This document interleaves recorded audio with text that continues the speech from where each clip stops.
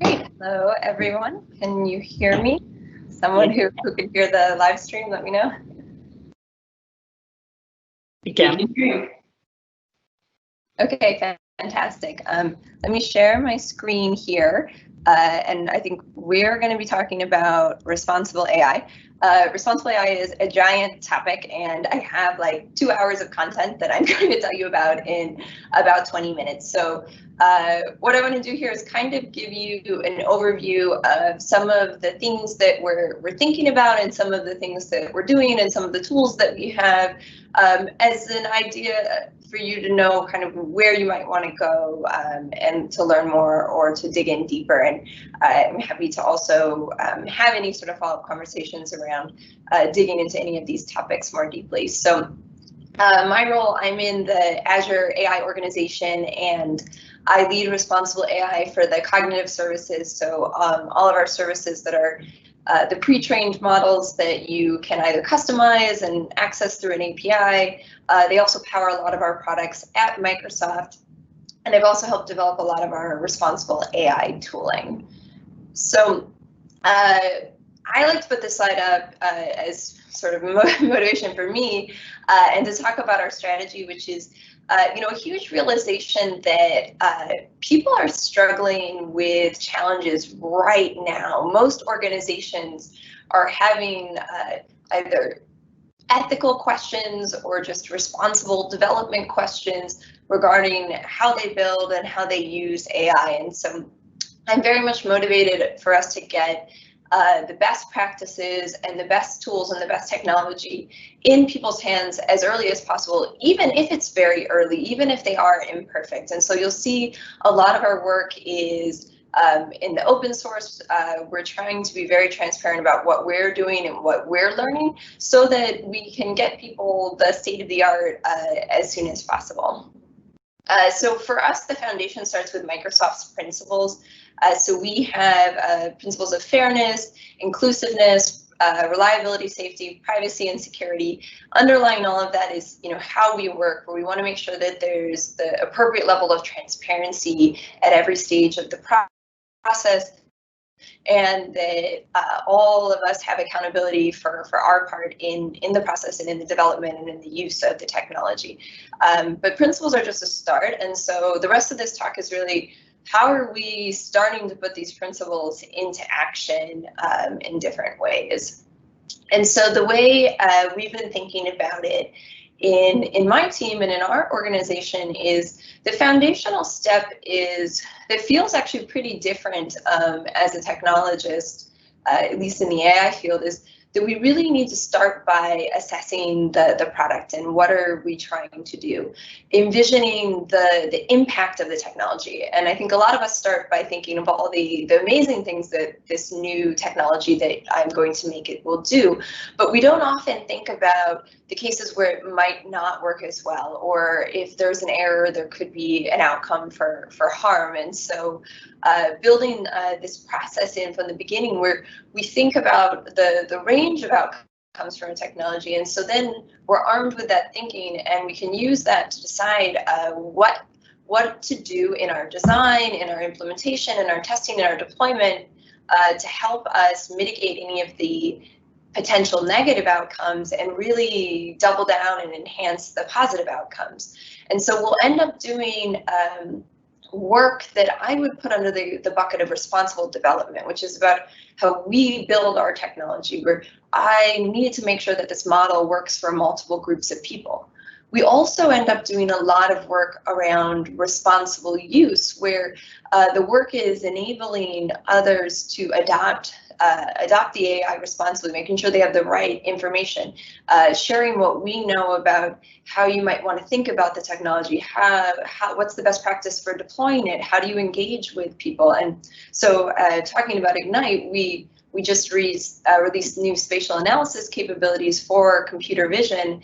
And in those, we released a responsible deployment set of documentation based on research to help customers understand if you want to monitor social distancing, if you want to deploy this in your building and in your stores, what are the different best practices for disclosure? What do you need to think about in terms of privacy and different pieces like that? So And the last piece, of course, is we're all learning. This is a living system. Issues will happen. And so designing our products to be reactive, designing our products so that if we find an issue, we can rapidly update the model. We can learn from what happened and we can improve, and we can also shut down the situation, and we can build tests to make sure it doesn't happen again in the future.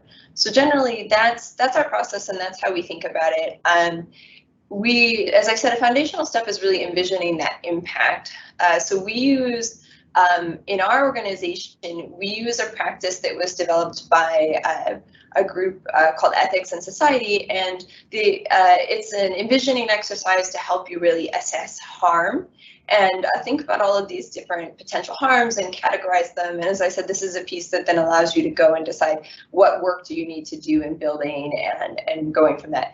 And so this harms modeling practice, as well as others to allow to bring in different stakeholders, which is called community jury. They're all available in our documentation as a responsible innovation toolkit. And so we'll keep putting out these practices as we invent them, and you can go and try them out and see if they're useful in your life cycle and helping you envision potential harm. So with that, I'm going to jump to the rest of the talk, where once we kind of have those potential considerations in our head, now we really want to look at some of the tools and technologies that are going to enable us to go and implement these things. And so in terms of our tooling, there's many different ways you could talk about it, but I kind of think of it in three categories, which is one set of tools that we've built is really about enabling you to have deeper model understanding, really understanding why is the model making an error? Why is it treating different people differently? Why did we see this outcome in this particular setting? Because that will really help you have a deeper understanding and mitigate these different issues and build trust in your model. The second category is really, I use the word protect, but it's about protecting people, whether that's their privacy and the data, or it's the confidentiality of the computation, but making sure we have a robust approach to have sort of private and secure machine learning. And then the last piece is control, where we want to make sure that we are using a platform like Azure Machine Learning that allows you to have a reproducible process, allows you to have the right controls, allows you to build governance processes on top. And so a lot of our work going forward will also be really about making sure that you have that robust, reliable, repeatable, auditable process that you can trust in terms of building machine learning. So as I mentioned when I set the talk up, a lot of this is really early, and so actually the way we've been doing this is we build a lot of the core technologies in the open source so that people can contribute new ideas very rapidly and people can directly consume them. We work directly with Microsoft Research and other people in the research community to get the latest research algorithms and ideas in there, as well as then have transparency about how things are implemented and allow us to move faster and collaborate. But we've built all of these tools to work on top of Azure Machine Learning and in some cases be directly integrated into it. So it's just part of your regular machine learning life cycle. And so that you can have that last pillar, that control, that repeatable process that you can trust. And so we have a dual approach here where it both involves really having robust platforms, but also having the agility of open source to allow us to develop. So with that, I'm going to show you some of the tools. So as I said, the first pillar is about understanding your models and the potential effects and how they make decisions. And so to demonstrate this area, I'm going to jump over to a demo, and I'm going to show you the demo we have for making loan application decisions. So I've built a model in Azure Machine Learning where I'm going to decide who receives a loan and use this model for that. And I want to ask multiple questions of this model, right? I want to understand, is it fair? In this case, am I giving loans differently to men versus women? And then I want to understand, well, why is this happening and how do I make decisions? How does the model decide who it accepts and who it rejects. And so with this, we're going to use our open source toolkit Fairlearn for the fairness questions. We're going to use interpretML to leverage the interpretability features to get greater model understanding. And all of this, of course, is backed with the Azure Machine Learning platform. So if we want to talk about fairness, there's a bunch of different ways you can think about fairness in AI. So this is a 3-hour tutorial in itself. But what I want to say here is that the Fairlearn toolkit is specifically focused on what we would call quality of service fairness, or you could think of it as model performance fairness. But it's about the question of, is my model working better for one group of people than others, or is it making different decisions for one group of people versus another? So does my speech rec work worse for women, or do I offer more loans to women? These kind of scenarios. So we've built, as I mentioned, an open source toolkit called Fairlearn that both allows you to assess differences between groups and really understand how your model is performing across different groups, as well as it has built-in state-of-the-art mitigation algorithms. And so if there is a disparity between groups and you want to algorithmically mitigate it, then we have those capabilities built in. And so with that, I think the best thing to do is jump over and show you my demo here. So in this case, I'm using Fairlearn and interpretML, as I said, with census data. And I've run this in advance because I end up training quite a few models, but I just ran it slightly earlier today. And this is a hosted notebook on top of Azure Machine Learning. And so all I've done here is I'm just processing my data, and I'm actually training a scikit-learn model. And so I've just trained my model here, and now what I'm going to do is use Fairlearn to say, is this a good model? Is this the one I want to put in production? And specifically answer this question of, how does it perform for men versus women? And we know very much that fairness is a multi-stakeholder conversation. It's not something that a data scientist would decide alone. So we've designed an interactive dashboard that allows us to easily visualize the results and be able to, have a conversation around them. So the first thing I'm going to do is I'm going to click in my dashboard here, and I'm going to see what sensitive features my data set has. So in this case, I have two different ones I can look at. I could look at sex, or I can look at race. And my data set has 2 sub-values for sex and 5 sub-values for race. So I'm going to click sex, and I'm going to click through here. And then the second thing we have is the performance metric, right? Depending on your problem, there may be a more or less important metric in terms of how I want to think about, is the model performing well for one group or another, right? It might be precision, it might be recall, it might be accuracy. So in this case, I'm going to click through to accuracy. And what I see here is I have 2 different charts. The first is the difference in performance, right? So I can see that my model is 80% accurate for men and 92% accurate for women. So I've got a 12% disparity between the groups. I can also look at the over prediction and under prediction. I have a lot of under prediction, so it could be that maybe I can offer more loans. And if I move down here, what I really want to look at is the second chart here, because in this case, I'm using the model to make a decision. I'm offering someone a consequential service. I'm offering them potentially a loan, which could have a significant impact on their outcome. And so in this case, I'm offering loans to 19% of people, but I have a 17% difference in how I'm offering loans to men and women. So I'm offering loans to 25% of men, but only about 7% of women.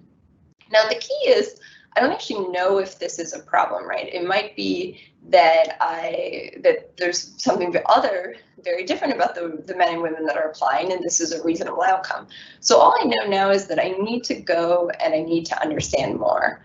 So if I jump back quickly here, I'm going to jump ahead. This is where our next topic comes in, which is interpretability. Interpretability is really a set of techniques that allows us to understand how is the model making decisions, which can be really important. And so we have an open source toolkit for interpretability, and our toolkit allows you to use a variety of different interpretability techniques together in one unified dashboard. If you're familiar with interpretability, there's different types. You could have black box, where you're going to be analyzing a model to get explanations, but you're not really looking in the model. Or you could be using interpretML to directly train glass box models so that you can inspect them and they're inherently interpretable and understand how they make decisions. So we have text capabilities, counterfactual capabilities, lots of different pieces in here. And so with that, I'm going to jump back to my little demo here, and I'm going to show you how we can use interpretML on this problem. So what I've done is I've generated model explanations here, and I conveniently also have a wonderful dashboard to help me explain. I'm going to open it in a new tab so that we can see it full screen. And what our dashboard does here is allows us to look at the model performance, the data set, the feature importances, and ask sort of what if questions, but basically bringing the best of interpretability to ask questions of my model and my data. So what I want to do here actually is use our cohort feature to look at women and men. So I'm going to set up, filters here. So let me go to sex, and I'm going to add this filter, and I'm going to save it. So now I can see all of my women. I'm going to add a second cohort here for men, and I'm going to do the same thing. Okay, and now we want one. We're going to add, we're going to save. So now we have what we saw before, but in much more detail, the accuracy, the precision of these two different groups. So I'm seeing that same 80, 92%. And there's a lot more that you can do here to understand your model, but I'm going to jump immediately over to the aggregate feature importance. And here I can see how my model is making decisions for these two different cohorts. And what jumps out right away is that I am actually seeing that for women, sex is a major factor in whether or not you're offering someone a loan, and it's not for men. And if I click and look at the individual points, I can actually go and see that that for every single data point, we are actually directly choosing to add a negative value, a negative contribution to their acceptance because of their sex. So I'm pretty convinced this model is not a good one to move forward with. And so if we had more time, what I would show you in the rest of the demo is you can actually go and use Fairlearn to train a new model for you, and you'll see different trade-offs. So you'll end up with I'll click here and show you. You'll end up with a nice trade-off curve where you can explore models with different levels of accuracy, different disparity between groups. So that's our understand tools. And so with that, I'm going to move on and talk about our other topic quickly, which is protect. And as I said, it's essential that we think about how do we really protect people, how do we protect data, how do we protect confidentiality of models and computation. So we've also built a variety of tools for this front. One of the key questions that I personally have been working on is, how do I protect privacy while still using data? And so what many people don't realize is that even aggregate values in a computation, like for example, what we ultimately sort of produce with a machine learning model, can end up leaking a lot of private information, right? You could have a smart reply model that memorizes rare sentences like my social security number is, and then, when someone types that sentence, autocompletes with the social security number it found in the data set. And so it's really important that we make sure that we're not sort of leaking information about individuals in order to do this. And so to motivate this more, I'm going to jump back to a demo over here. And I'm going to show you our demo for differential privacy. And so the idea here is I'm going to use the same census type of data set, and I'm just want to do an analysis on the aggregate values published. So I'm assuming that I'm doing an income analysis here from the census data set. And in this case, I just want to look at something like this, like what's the distribution of individuals with a high school degree in terms of their income, right? So this is the study I actually want to do. But what we've shown is if I know this information here, and I also know a little bit more information about two individuals in the data set. Maybe this is public somewhere, maybe it's an open data set. So I know some of their education and their race. What I can do is actually take an off-the-shelf stat solver. So I'm using Z3 here, which is just nothing magic, it's just a stat solver. And I'm actually going to ask it to try to reconstruct the values in the data set. And so we see that it is able to find a potential data set that lines up with the published results. And since we know the real results, we can compare. And what we can see is that actually, in this case of 500 total incomes in the data set, we've reconstructed 59 of them exactly. And almost a third of them we've constructed within $5,000, which could be a pretty significant privacy violation. And so the technique that we have been exploring and have developed different techniques for to work on this is differential privacy. And so the idea with differential privacy is that it hides the contribution of the individual. So the way this works is we're going to add a small amount of noise to each of our aggregate results. And then we're going to also keep track of a budget to make sure that every query that's asked or a model that we've built hasn't extracted too much information from the data set such that it could be reconstructed. And so we've built an open source toolkit jointly with Harvard that is part of the Open DP initiative that allows you to do differential privacy for machine learning and for analytics to allow you to mathematically guarantee that you won't be able to do this type of reconstruction attack. So the way that this works is it's a system that you put on top of your data set or your data store or your, we'll say, data set as far as machine learning goes, where then you can ask queries or you can train your model, and we will manage the budget, and we will add the differential private noise for you so that you don't have to worry about attacks like this. So if I go back to my demo, what I can see here is I'm going to use our open source data set, or I'm going to use our open source toolkit, and I'm going to use that instead to produce the histogram. So now I'll run that same attack, but I'm going to run it on my noised histogram from the differential privacy toolkit. And what you can see is that we get a different result, unsat, which means there was no data set it could reconstruct that lined up with the published results. So there aren't any privacy violations. So the other thing we want to do is look at how well are we doing. Oops, yeah, no, that's okay. How well are we doing in terms of the analysis we want to do?